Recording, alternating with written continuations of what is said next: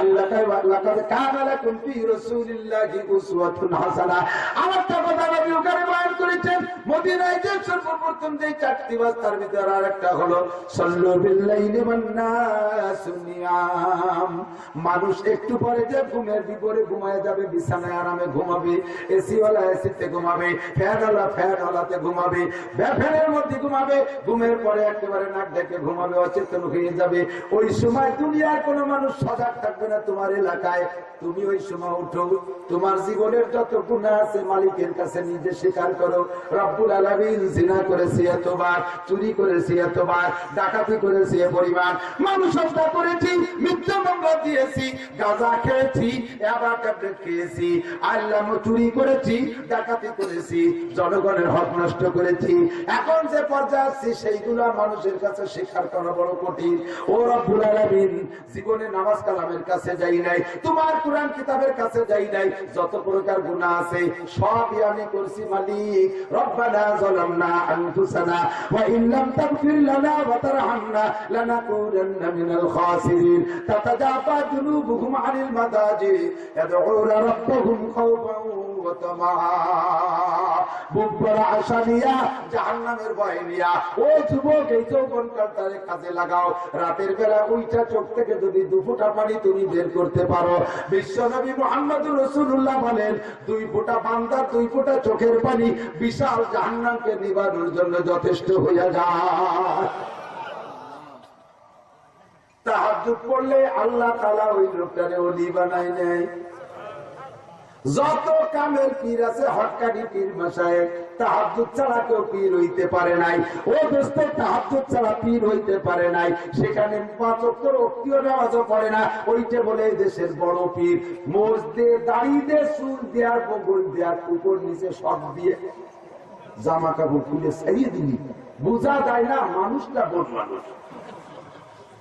ওর মোজ এত বড় যে চাকার হুটুও নাই, সারা মাথার চুল দিয়ে জট বানাইয়ে সাদি সাপের মতো মাথায় পেঁচাইছে। খালি গায়ে দাঁড়াইলে দেখা যাবে বগল একদম ঝুঁকে চুকে। বগল যদি বগলের লোক বড় হলে ওতে কি হাতরে বিরান করে? ফাটার গন্ধ না? ফাটা চেনেন না? পাড়া, এই পাড়ার গন্ধ, পাড়ার গায়ে কি তিব্বত হাতরে বিরান? পাড়া যদি 3 কিলোমিটার দূরে অন্তর পথে হয়, তাকে বাতাসে ভাটিতে থাকলে বোঝা যায় যে ডেন্টেল আছে। দাঁড়িয়ে রাখলাম জীবন ভরে গন্ধ নাই, চুল রাখলাম জীবন ভরে গন্ধ হয় না, শরীরের অন্য জায়গায় কত লোক গন্ধ হয় না, 2-3 জায়গার লোক বড় হলে গন্ধ হয়।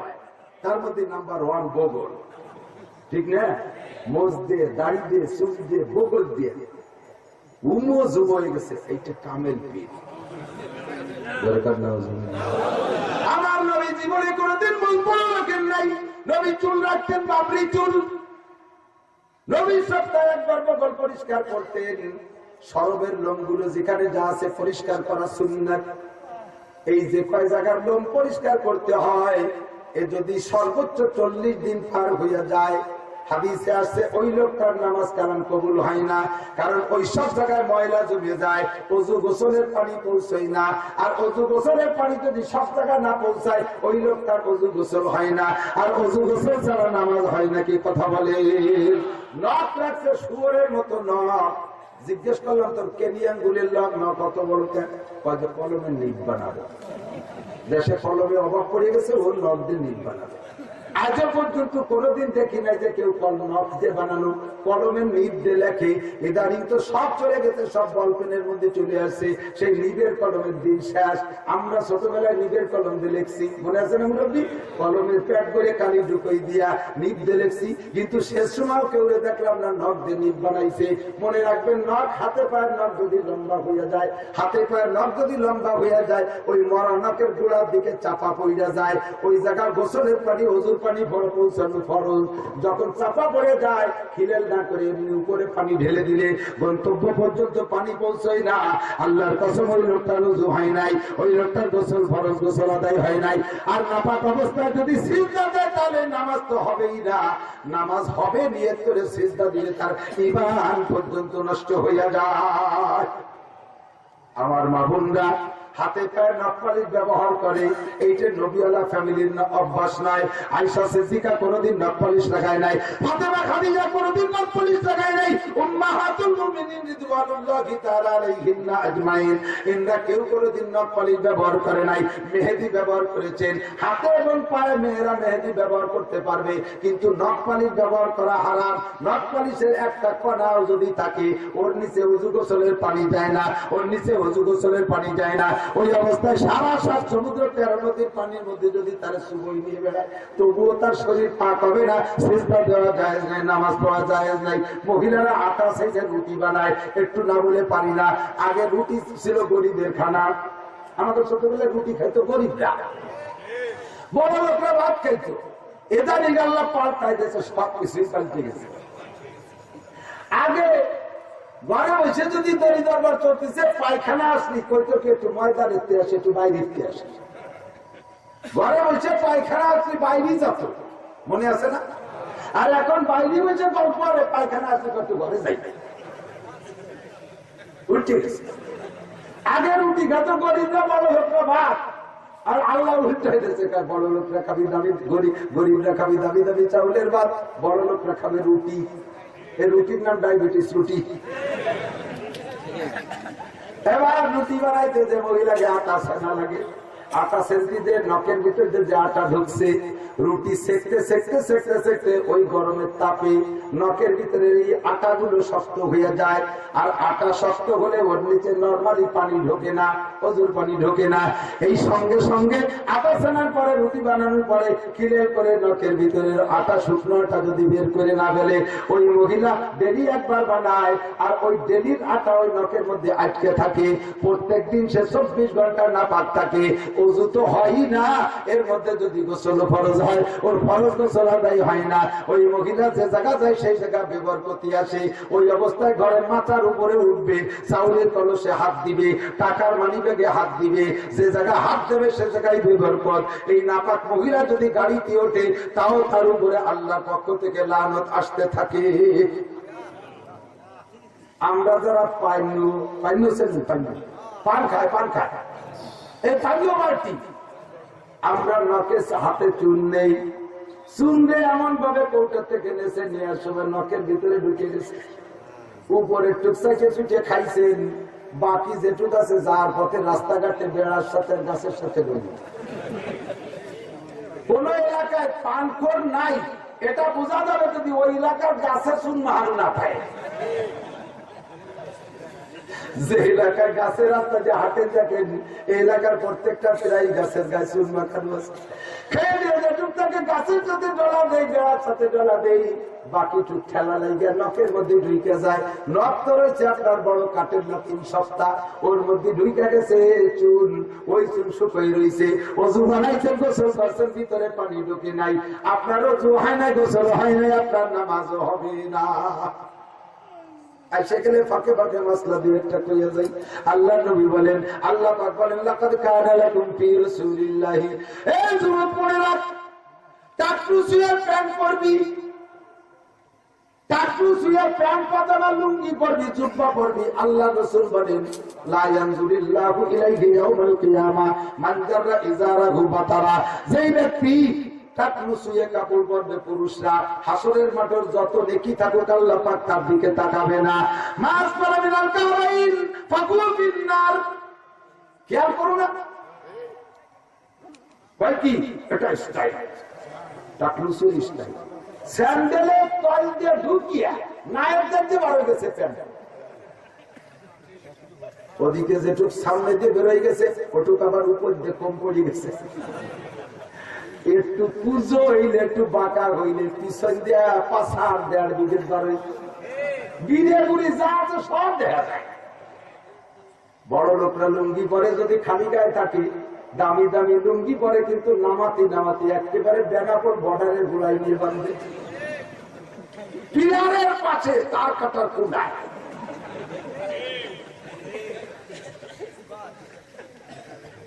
নাবির নিচে লোম, স্মরণের পশম, আব্বাই দেখে, মায়ে দেখে, মেয়ে দেখে, ছেলে দেখে, নাতি দেখে, নাতি দেখে, শাশুড়ির সামনে দিয়ে নাভির নিচে শরমের লুঙ্গি দেখায়, লজ্জা শরম ধুয়ে গেছে।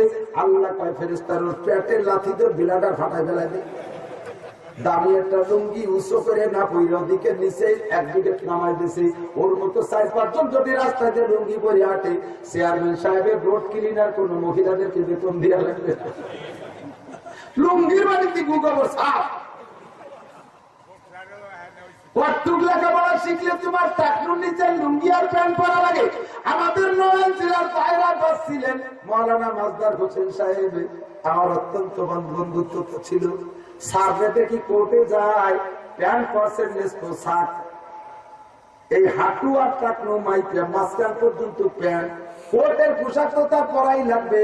জজ কোর্টে তো বাংলাদেশের যোগ্য গাইতে গেলে হবে না, বড় কাঠ টাকায় দিতে হবে, এটা ঠিক আছে। কিন্তু প্যান্ট পরছে ঢিলা ঢালা পায়জামার মতো, টাকনু আর হাঁটুর মাঝখান পর্যন্ত প্যান্ট জুলা, কেমন যেন 3/4 প্যান্ট পরছে এরকম মনে হচ্ছে। আমি বললাম স্যার এরপরে কি কোর্টে যাওয়া যাবে? সরাসরি আমি দেখছি। উনি বললেন হুজুর আমি কোন মাদ্রাসায় না পড়লেও আলিয়ার মাদ্রাসায় যে সময় কিতাব ছিল উর্দু ফার্সি আরবি, আমি সেই কিতাব পড়ে আমি মৌলানা মাজদার হোসেন। আল্লাহ নবী বলেছেন হাদিসের মধ্যে আছে আবু দাউদ শরীফে, মা কাল রাসূলুল্লাহ সাল্লাল্লাহু আলাইহি ওয়াসাল্লাম ফিলিজার ফাহুয়া বিল কামিজ ওয়া ইজ্জাতুল মুসলিমি ইলা আনসাবি সাকাইহি। আমি হাদিসটা স্যারের কাছ থেকে শুনছি, পরে আয়েশা নিজে মুতালা করে দেখি হুবহু আবু দাউদের মধ্যে আছে। আল্লাহ রাসূল বলেন, সাহাবী বলেন হুজুর জামার জুল অতটুকু বলেছেন, পায়জামার জুল যতটুকু বলেছেন, আর পায়জামার জুল হবে নিসফ সাক, জামাও হবে নিসফ সাক। আর এই নিসফ সাকের থেকে টাকনুর উপর পর্যন্ত জায়েজ, তবে মূল সুন্নাত হলো নিসফ সাক। তাই আমি সুন্নতের পাবন্দি করি। আমি এই নিসফ সাক প্যান্ট পরার কারণে আমার পদমর্যাদা কমে না। লাস্টে আল্লাহর বান্দা বিচারপতি হয়ে তারপরে রিটায়ার করেছে। তুমি যে টাকনু সিয়া প্যান্ট পরো, তুমি কি পরিমাণ লেখাপড়া জানো? তা আমি 7.5 পাস, পুরো 7.5। কত বড় শিক্ষিত! শিক্ষার ঠেলায় প্যান্ট নামতে নামতে ওদের দিনে এইটা নবীওয়ালা আদর্শ নয়। লাকাদ কানা লাকুম ফি রাসূলিল্লাহি উসওয়াতুন হাসানাহ। কথা বলেন ঠিক কি না? নবীর মধ্যে রয়েছে উত্তম আদর্শ। মুরব্বিদেরকে দেখলে, এই সাইকেলে যখন যাবা, তোমার স্যার এই তো হাই স্কুলের স্যার, ওনার কাছে পড়া ছাত্র এলাকায় আছেন না নাই? আছে না? স্যার এখন রিটায়ার করছেন, নিশ্চয়ই ওনার ছাত্ররা বুড়ো হয়ে গেছে, দাঁড়িয়ে পেয়ে গেছে। জীবন ভরে সম্মান করবেন। হযরত আলী বলেন, মান আল্লামানি হারফান ফাহুয়া মাওলায়া ইনশাআনি ওয়া ইনশাআতাকানি ওয়া ইনশাআইস্তারাকানি। যদি কেউ আমারে একটা অক্ষর শেখায়, সে আমার মালিক, আমি তার গোলাম। সে যদি চায় আমারে বিক্রি করে অন্যর কাছে দিয়ে দেবে, তাও পারে, কারণ উস্তাদ আমার মালিক, আমি উস্তাদের গোলাম। সে যদি চায় যে আমাকে গায়ের চামড়া ছুঁইলে জুতা বানাবে, তাও সে পারে। সে যদি চায় আমাকে বাড়ি রেখা কাজের লোক বানাবে, তাও আমারে পারে। সে যদি চায় আমাকে আজাদ করে দেবে, তাও পারে। উস্তাদ মালিকের মতো, ছাত্র গোলামের মতো। মালিক সামনে আসলে গোলামে যা করে, তুমিও উস্তাদ দেখলে তাই করবা। উনি বাইসাইকেলে যাইতেছে, তুমি মোটর সাইকেলে যাইতেছো, কাছে যাইয়া তুমি স্লো করবা, স্লো করে পারলে নেমে যাবা। আসসালামু আলাইকুম স্যার, আসসালামু আলাইকুম স্যার, কেমন আছেন স্যার? স্যার লক্ষ্য করতেছে, কে তুমি? তুমি পড়ছো 30 বছর আগে, ছোট ছিলে, এখন বড় হয়েছে, মনে নাই। স্যার আমি আব্দুর রহমান। কোন আব্দুর রহমান? এই তো আমি কি কয়, এটার নাম কি, বিদ্যানন্দ গ্রামের ছেলে, আপনার কাছে প্রাইমারিতে আমি ক্লাস 5-এ পড়েছিলাম স্যার। ও হো, তুমি এখন? স্যার আমি সচিব হয়েছি। তুমি সচিব? তুমি গাড়িতে চলো? আল্লাহ। স্যার আপনি আজও বাইসাইকেলে চলেন? স্যার আপনি আর বাইসাইকেল চলেন, একটু অপেক্ষা করেন স্যার, আমি আপনার গাড়ি কিনে দেবো। দেওয়ার না দাও, এই বস্তা বলে ডাইলে দিবা মুখ দিয়ে। স্যার খুশি হয়ে বলবে, আল্লাহ তোমার অনেক বড় করবে, আল্লাহ তোমার অনেক বড়। এই দুয়ায় আরো বড় হবা, আরো বড় হবা। আর স্যার ওই জায়গাতে যায়, তুমি মোটর সাইকেলে যাও, স্যার দেখে পিক আপটা আরো বাড়াই দিচ্ছে।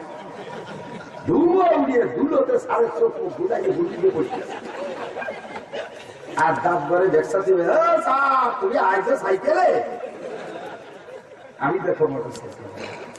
স্যার পায়, এই বিয়াদবের বাচ্চা বিয়াদব কেডারে? একজন কেউ তো আপনার কাছে পড়ছে ছাত্র, তাই যা কদ্দুর জাতি পারিস। সার রাস্তায় একটু আগায় দেখে যে লোকজন জড়সড় হয়ে গেছে। এই ঘটনা কি, এইমাত্র একটা ছেলে মোটর সাইকেল চালায় আসলো, বালির ট্রাকের সাথে লাগিয়ে গাড়িটা চাকার সাথে ফেঁসাই গেছে, ছেলেটার মাথা রাস্তায়, বডিটা খালি মধ্যে ছিল। ওই যে কইছে বিয়াদবের বাচ্চা বিয়াদব কে, এইটি আরশে আজিমে যাইয়া গুলির মতো লাগছে। উস্তাদ যদি হিন্দু হয় তারা সম্মান করবি, উস্তাদ যদি খ্রিস্টানও হয় তারা সম্মান করবি, উস্তাদ যদি গরিব হয় তুমি কোটিপতি হইলে সম্মান করবা। ওনাদের দোয়া আমাদের জন্য পুঁজি। উস্তাদের সামনে সাইকেল থেকে চট করে নেমে যাইবা, বাইসাইকেল থেকে নেমে যাবা, মোটর সাইকেল থেকে নেমে যাবা, ভাব ভঙ্গিতে চলবা না। উস্তাদের সামনে চেয়ারে না বসতে পারলে বসবা না। হ্যাঁ, যদি আবার বসতে বলে তখন আবার দেরি করবা না, কারণ আল আমরু ফাওকাল আদম। উস্তাদ বললেন বসো, সে সময় তুমি দাঁড়ায় থাকবা না। হুজুর বলছে বসো, স্যার বললেন বসো, এ সময় যদি দাঁড়ায় থাকে এটা আমার বিয়া দেবে। এখানে বসো, চেয়ারেই বসো, আমার পাশেই বসো, এগুলো সব শিখতে হবে। হুজুর বলেন আদাবানি রব্বি, এই জাতীয় আদর আদর্শ শিক্ষা দিয়েছে আমাকে আমার আল্লাহ।